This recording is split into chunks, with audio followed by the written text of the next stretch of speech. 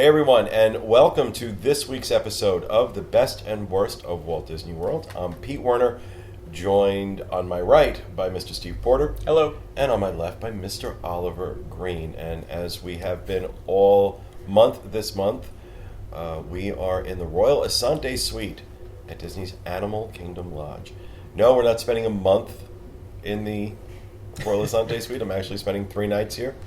But we're recording all these shows while we're here because we're here. Why shouldn't we? It's absolutely gorgeous, as is Animal Kingdom Lodge.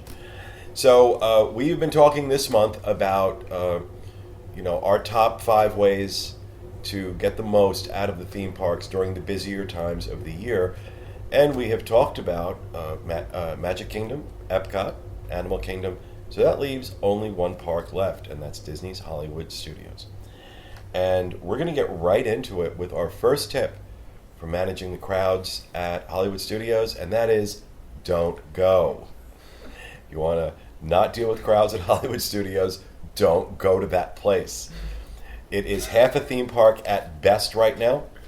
While it is under construction for Toy Story Land and Star Wars Land, it will be under construction for at least the next, 27 years.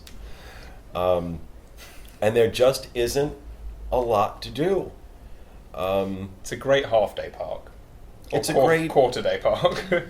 Well, I don't know. I think, one of the big draws, I say don't go, somewhat tongue-in-cheek, but to a certain degree not. One of the great draws to any Disney theme park is theming. It's what Disney does better than anyone else. And I'm sorry, but construction walls don't count as theming. Yeah. One of the last times I was in the park with someone, we were in Hollywood Studios, and I literally sent out a tweet that was 4 or 5 different pictures of the different construction walls throughout the park and all the different ones, because it's there are parts where you're surrounded. There are three of the directions around you are construction wall, construction wall, construction wall. It's literally over by Muppets Courtyard, literally every way you turn, there's some sort of construction going on. And when the crowds are bad, it's going to be mice in a trap or something. It's everyone's going to be running in circles. It's going to be horrible. Well, that's what's adding to there being such, a high capacity, and there are now so many high crowds because they're taking so much stuff away. There isn't a whole lot to do, really. You can count on one hand the amount of things you'd like to hit up in Hollywood Studios right now. I'm not saying that's going to change in the future. Yeah. I'm sure it's going to become an amazing park, but at this No moment question. in time, No question. When they're done, it's going to be out of this world. Yeah. No pun intended. But right now, with the construction going on, it's very limited. Mm-hmm. It's not an amazing experience. And it's not. It's not. It's not what it used to be. Hollywood Studios was one of the days I looked most forward to when I would travel down here. Yeah. Always loved that park. Now, with this being said, there are still some wonderful things to experience at Hollywood Studios. And as an aside, at the end of this, I'll mention a couple of my favorites. But in terms of if you are going to go to Hollywood Studios, here are the tips that we suggest you try, other than don't go at all. One of them that I believe, Steve, you had mentioned to me was, we've talked about single rider lines at different attractions. Certainly there's a single rider line for Test Track, single rider line for Expedition Everest over at Animal Kingdom, and there's also a single rider line for Rock and Roller Coaster. But your suggestion here is don't use it. Yeah, actually, I think Oliver said this. Or Oliver. Yeah. I know we were in agreement. I don't know. You all look alike to me. The staff. No, it's the other 2 single rider lines are very useful. You'll always find that they do get you onto the attraction incredibly quickly. Just from my own experience, for some reason that's unbeknown to me, whenever you are in the single rider line for Rock and Roller Coaster, I feel neglected. It's either not moving or moving at a snail's pace. And there has been an awful lot of times where the single rider line has been just as long as the regular standby line. And you'll have it now where more than one cast member I've heard saying this at the front where you get in line. They will say out loud and make an announcement that if you wait in the single rider line, you could be waiting just as long as waiting in the standby line. There's no guarantee it's going to be quicker, although that's the aim and the goal. There's just no guarantee, and I know you found that as well. Yeah, I mean, I backed you up on that. I've had similar experiences where it almost seems like when they have odd groups, like a group of 3, instead of putting 3 and then a single rider, which they should, they'll ask if the next group is also an odd group. They'll wait for other uneven So numbers. if it's a group of 5 and 3, then they'll put those 2 together from the regular line instead of doing one from each and putting the standby line in, if that makes sense. Yeah. So it's just a slower pace for that line. So you would suggest then certainly utilize a fast pass for Definitely. Rock and Roller Coaster. Yeah. That's definitely a good fast pass attraction. And used to be, I mean, I think to a certain degree it still is if you're not a coaster person. Toy Story Mania is a good fast pass option, but the lines at Toy Story Mania, since they've opened up the new track, have diminished, in some cases significantly. Yeah. I mean, by a lot. I mean, it used to be consistently an hour plus. Yeah. Now 2 it's hours, yeah. Yeah. Sometimes it's more like 40 or, I mean, you even said 30. You've seen 30. Yeah, I've seen it at 30. And these are at busier times. And, so. I mean, this 3 years ago, that would be, Unheard of. Yeah. Unheard of. So avoid the single rider line at Rock and Roller Coaster. Utilize a fast pass for that. This is another one that I found to be true as well. Don't trust the wait times at Tower of Terror. Yeah. The number of times I personally have had the experience where it said there was a 40 minute wait on standby, and we waited 10 minutes before we were on the ride.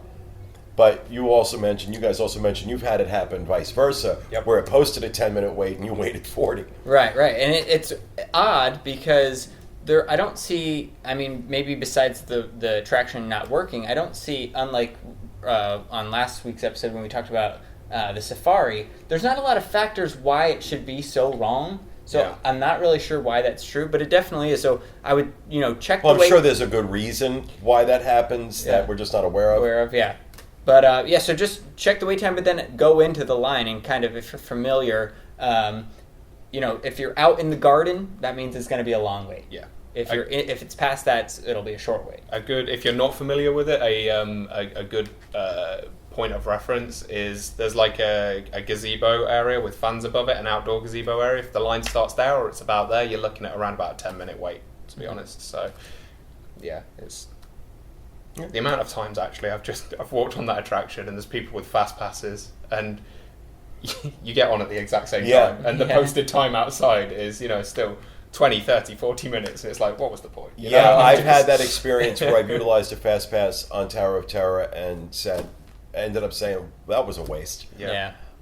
Because it would have been just as quick, maybe a little slower in the standby line. So do not trust the wait times at Tower of Terror. Moving off of attractions, though, one of the aspects of Hollywood Studios that is unique to all the other parks, in my opinion, even though there are Streetmosphere characters in the other parks, I think it's raised to a level at Hollywood Studios that is that's extraordinary. If you're not familiar with what I'm talking about, Disney hires actors. And usually they're more improv comics as well that dress, where Hollywood Studios is concerned, they're dressed and portraying characters from, let's say, the 40s or the 50s of Hollywood. And they're kind of these over-the-top personalities, very, very funny. It's a lot of improv that goes on. They often involve, people in the park, in the crowds, in their skits, and they're hilarious, and it's a great distraction from, waiting in line an hour for something, or especially, like I said, because of the crowds at the studios. Now, unfortunately, Disney has cut back on the staffing for Streetmosphere characters, but they still are there. And it's, it's one of the things when I see them doing something, I always stop because they're just so funny. Yeah, and just to expand on that a little bit, it's more than just the Streetmosphere characters you might see in Main Street, where you just can walk up to them and kind of talk to them. They'll do full-on, like, comedic shows, almost. Like, they do a fake game show, and they do these fake little skits that are, it's more than just, hi, you're a goofy personality, nice to meet you, and then you keep walking. Oh, no, it's a whole thing. Yeah, it's a whole thing. It's a whole show. They don't hold jokes and everything. It's what great. makes them so talented, because they have to think on their feet and, you know, interact with people in the moment. So you don't really see that anywhere else. And I think a lot of the people that take part in these, a lot of the actors and actresses, they're very self-aware.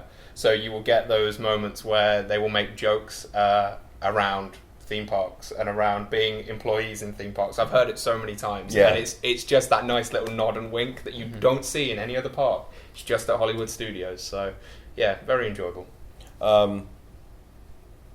We were talking about one of the other things we have on our list. We were talking about, because there's actually 6 things on this list. Good for me to look at this before we start recording. We were talking about Fast Passes before, and we've already mentioned this about Fast Passes for Toy Story and Rock and Roller Coaster, so we really don't need to go over that again. Now, this was something that we were kind of divided on. We talked at Magic Kingdom about, hitting the attractions when the parade and fireworks are going on. That also applies at Hollywood Studios, which is when Fantasmic is going on. Fantasmic seats, I forgot how many, but it's thousands of people. Giant theater. It's a huge amphitheater for Fantasmic here in Walt Disney World. And, okay, personally, after having seen it so many times out in Disneyland, I won't watch it here because Disneyland's is so much better. So it's a really good time to go hit some of these attractions that may have long wait times. But there are those who feel this is a must-do. You have to go see. If you're not ever going to get out to Disneyland, that's not on. Then absolutely, Fantasmic is a must-do. And again, because the capacity of it is just so extraordinary. They fill the theater, and it's usually you're able to get in. Go ahead. I will say, if you want a better seat, or if it is so full that you have to wait, I would say if there's 2 shows that night, go to the next one because you get the better seat, and also there's less waiting. I mean, for the first show, they start the line a lot longer past the time that you have to wait if you just go to the next one. Yeah. You see what I'm saying? Like, you can be waiting in line. It's a shorter wait for the second one than it is for the first one. So you waste less time in your day if you just go to the next one. If you're a family as well, I would say, and Fantasmic is something that's going to appeal to everyone, and it's very, very important to you. It's not bad to allocate a fast pass to this because you've got that better seating. You've got a more central view of the stage. If you that's the seating that they section off for fast pass people. So again, it's not a poorly spent fast pass if you were to go for Fantasmic. And actually, now I think about it, I believe there's dinner packages as well available for right. Fantasmic. And that's some of the asides I was going to mention about reasons to go to Hollywood Studios. There, in terms of dining, there are 2 venues at Hollywood Studios that I think everybody should experience. Number 1 is the 50s Primetime Cafe. It's unlike any other dining experience you're going to have at Walt Disney World and maybe anywhere else. Again, it's themed around 50s sitcoms. And it's the servers are very interactive. They're your cousins. And you're sitting at a table. All the tables have old televisions on them, and they're playing clips from all these old sitcoms.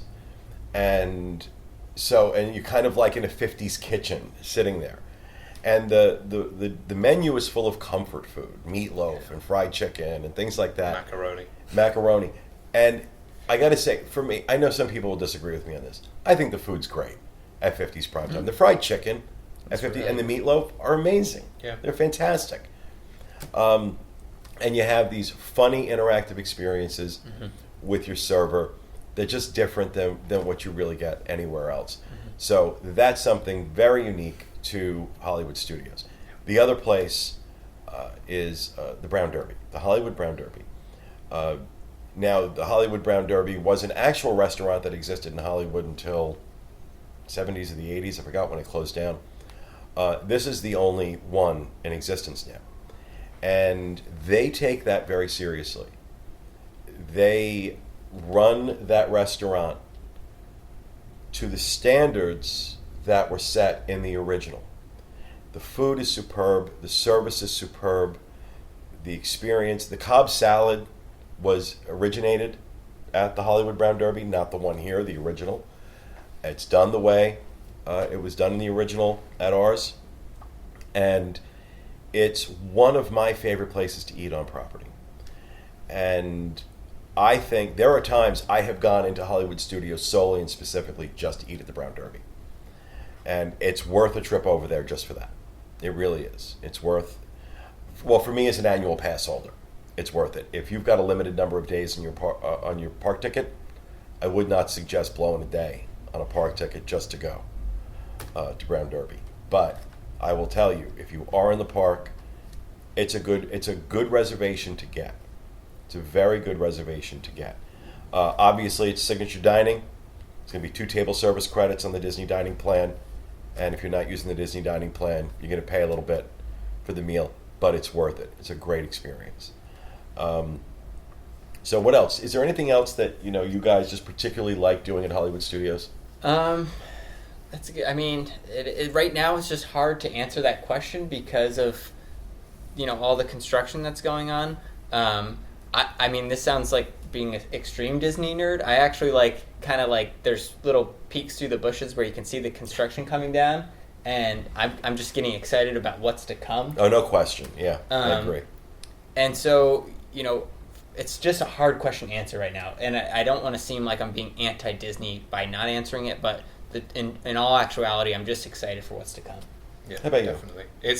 I'm looking forward to the future of Hollywood Studios. It's actually one of my favourite parks, and that is because of the theming. I love that idea of the 1950s Hollywood, that never really was. I love that theming. And even when I go now, I do enjoy being there, even though there's not a whole lot to do. So I'm interested to see what direction it goes in. I'll be an awful lot happier when they open up Star Wars Land, because it will pull people out of the areas I enjoy being in and put them elsewhere. So the crowds will go down an awful lot as soon as that does open to the public. But it's sad to see one of my favourite parks in I don't want to say in such poor shape, but in the shape that it's currently in. Yeah. And it's in that shape because they are really investing a lot of money to make it spectacular. It's like when someone comes out of plastic surgery and they're all beaten up. It's going to get better. You know?